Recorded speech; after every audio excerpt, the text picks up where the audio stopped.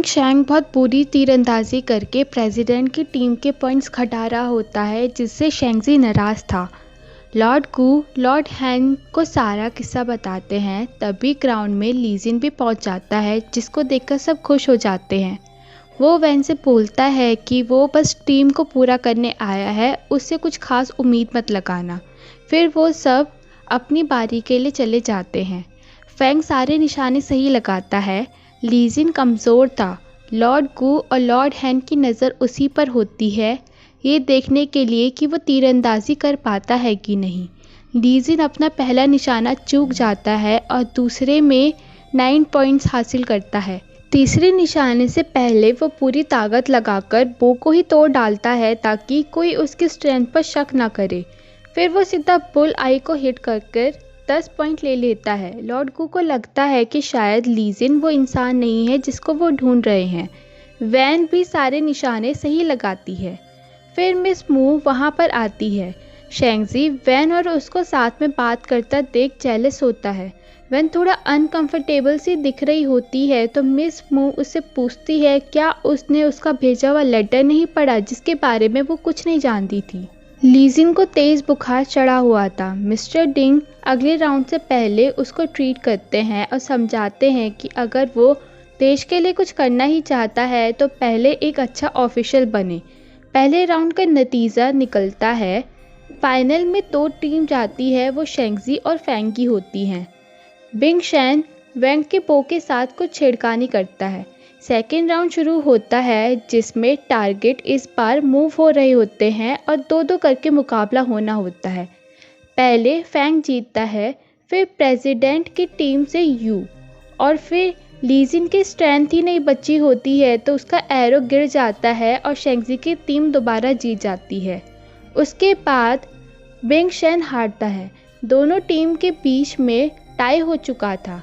जीत का फैसला वैन और शेंगजी से होना था।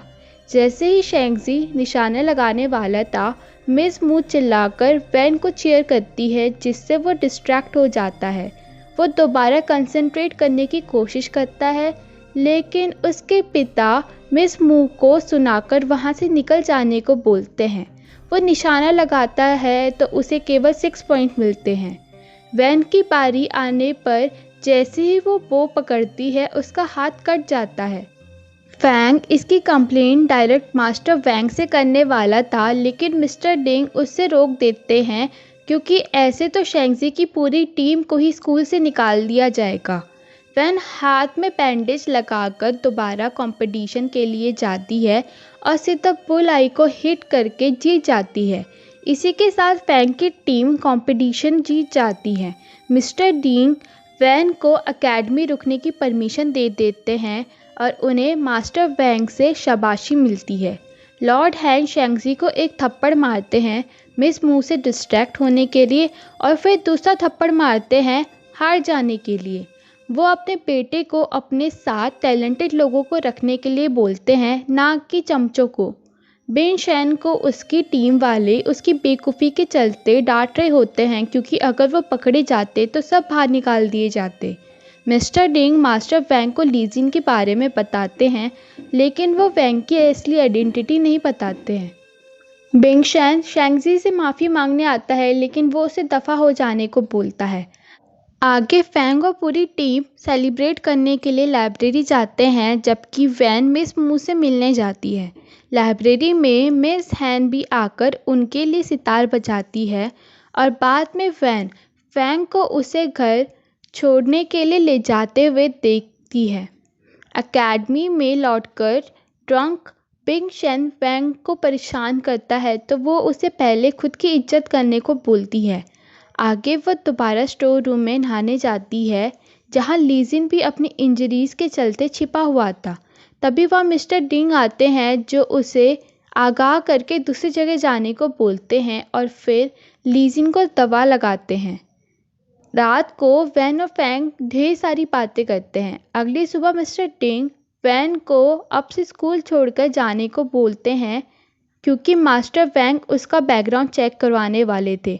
वो कहते हैं कि इस बार स्कूल की छुट्टियों के बाद उसे दोबारा आने की ज़रूरत नहीं है। वो दुखी तो थी, पर उसे ये भी लगता है कि अब उसे और लड़के होने का ढोंग नहीं करना पड़ेगा। लीजिन कमरे में वापस आता है जिससे सब खुश हो जाते हैं। वो सब सेलिब्रेट करने के लिए बाहर जाते हैं। रास्ते में उन्हें सैनिक कुछ आम लोगों को मजदूरी के लिए ले जाते हुए दिखते हैं जो अपना टैक्स पे नहीं कर पाए थे। वो डिसाइड करते हैं कि ऑफिशियल्स बनने के बाद वो ये सब रोक देंगे। स्कूल की छुट्टियां पड़ जाती हैं। फैन लीजिन और यू वैन को खूब सारे सामान घर ले जाने को देते हैं और अपेरेंटली उसकी बीमार बहन के लिए भी दवाइयाँ भी देते हैं। शेंजी अब भी बिंग शेंग से नाराज़ था। ऊपर से उन्हें वैन से बैट में हारने के लिए माफ़ी भी मांगनी थी। वो ऐसा ही करता है और साथ में स्कूल की तरफ से मिलते हुए फ्री फूड जिसकी अमीर बच्चों को कोई ज़रूरत नहीं थी वो भी उसको ह्यूमिलेट करने के लिए दे देता है। वो सब कुछ एक्सेप्ट करके उन्हें यू लीजिन और फैंग के साथ आसपास के गांव में बांट देती है। अब से वो युंगशंग की 4 जेंटलमैन के नाम से जाने लगे थे। आगे चारों अलग अलग बढ़ जाते हैं अपने अपने घर जाने को। वैन अपनी माँ की सिली हुई ड्रेस पहनकर दोबारा लड़कियों वाली ज़िंदगी जीने लगती है। तब तक जब तक स्कूल के मेडिकल हॉल से लीजिंग पाउडर चोरी नहीं होता और वहाँ उसका बैच नहीं मिलता। मिस्टर डिंग उसको वापस स्कूल लेकर आते हैं जहाँ लीजिन फैंग और यू ऑलरेडी पहुँचे हुए थे। शेंगजी वैन पर ही गुनहगार होने का इल्ज़ाम लगाता है पर वो मना करती है। मास्टर फैंग उन्हें 2 दिन देते हैं अपनी बेगुनाही का सबूत पेश करने के लिए। वैन और बाकी 3 अपनी सूझबूझ और समझदारी से कल्प्रिट को ढूंढ देते हैं। मास्टर वैंग उन्हें इन्वेस्टिगेशन आगे बढ़ाकर पाउडर को खरीदने वाले का पता लगाने को बोलते हैं। इन्वेस्टिगेशन के दौरान वैन और लीजिन साथ में होते हैं जब वैन पाउडर चुराने वाले का पीछा करती है और एक नदी में गिर जाती है। उसे तैरना नहीं आता था और वो लीजिन को मदद के लिए पुकारने लगती है। लीजिन उसे बचा देता है और पानी से बाहर निकालने के बाद चेस्ट को पंप करने लगता है। जब तक उसे रियलाइज़ नहीं होता कि वो एक वुमेन है। थोड़ी ही देर में उसको होश आ जाता है। लीजिन को समझ नहीं आता कि वो कैसे बर्ताव करे तो वो उसे कुछ नहीं बताता। वो यू और फैंग के पास चले जाते हैं तो यू को अंदाज़ा लग जाता है कि लीजिन को सच्चाई पता चल चुकी है। स्कूल दोबारा खुल जाता है। वैन फैंग से पूछती है अगर वो मर जाएगी तो वो क्या करेगा। फैंग कहता है वो उसकी माँ और बहन का ध्यान रखेगा तो वो बोलती है क्या वो उसकी बहन से शादी कर लेगा। फैंग कहता है कि अगर वो ऐसा ही चाहता है तो हाँ वो करेगा, जिसे सुनकर वैन खुश हो जाती है। बाद में वैन लीजिन को अपने पिता के साथ अच्छा बर्ताव करने को बोलती है क्योंकि हर किसी के नसीब में पिता का प्यार नहीं होता। लीजिन उनकी सोने की पोजीशन बदल देता है। वैन को साइड में सुलाकर खुद बीच में सो जाता है। फिर वो उसके बॉडीगार्ड की तरह उसको प्रोटेक्ट करने लगता है ताकि बाकी लड़के उससे दूर रहें। यू इन सब के मज़े ले रहा होता है। यू को पता चलता है कि आज रात गू मैंशन में पार्टी होने वाली है जहां पाउडर छिपा हो सकता था। वो प्लान बनाते हैं कि तीनों लड़के रेजिडेंस के अंदर पाउडर ढूंढने जाएंगे जबकि वैन बाहर ही रुककर इंतज़ार करेगी जब तक किसी को पाउडर नहीं मिल जाता और वो उसे दीवार से फेंक देंगे। फिर वैन वो पाउडर लेकर सीधा मास्टर वैंग के पास जाएगी। यू लीजिन से बोलता है कि और कितने दिन वो उससे ऐसे ही छिपा कर रखने वाला है और वो उसे नॉर्मल बिहेव करने को बोलता है, नहीं तो लोगों को वैन पर शक होने लगेगा। यू के पास पार्टी का इन्विटेशन होता है लेकिन फैंग और लीजिन बैकयार्ड से घुसते हैं। ये सारा लॉर्ड गू का ट्रैप होता है जो वहाँ गार्ड्स को चोरों को घुसने के नाम पर ले आते हैं। लीजिन उनसे फाइट करता है जबकि फैंग वहाँ से भाग जाता है। सोल्जर्स फैंग का पीछा कर रहे होते हैं तो वैन फैंग को खींचकर एक रूम में ले जाती है। उसने लड़कियों के कपड़े पहने हुए थे जिसको देखकर फैंग बहुत ज़्यादा चौंक जाता है। वो उसे कबर्ड में छिपाती है और जैसे ही सैनिक वहाँ आते हैं तो वो उन्हें डांट देती है ये बोलकर कि वो चेंज कर रही थी।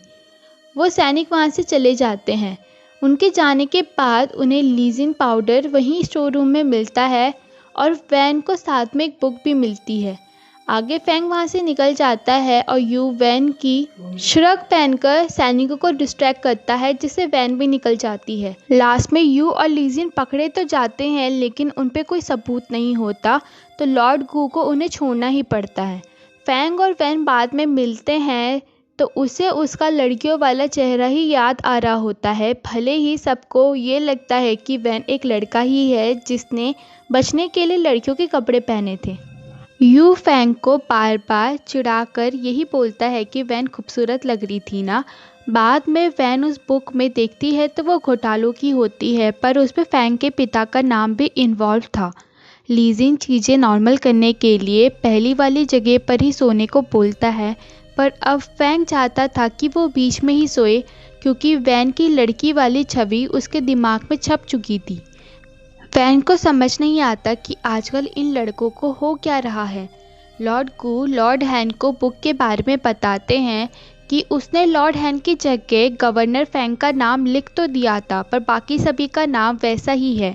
वो किसी भी हाल में उसे वापस लाने को बोलते हैं, वरना वो सब बर्बाद हो जाएंगे।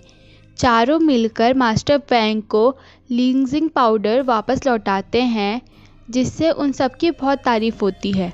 लॉर्ड हैंग सैंगजी को बुक वापस लाने के लिए बोलते हैं। फैंग के अजीब बर्ताव के चलते सबको लगता है कि वैन को उससे बात करनी चाहिए।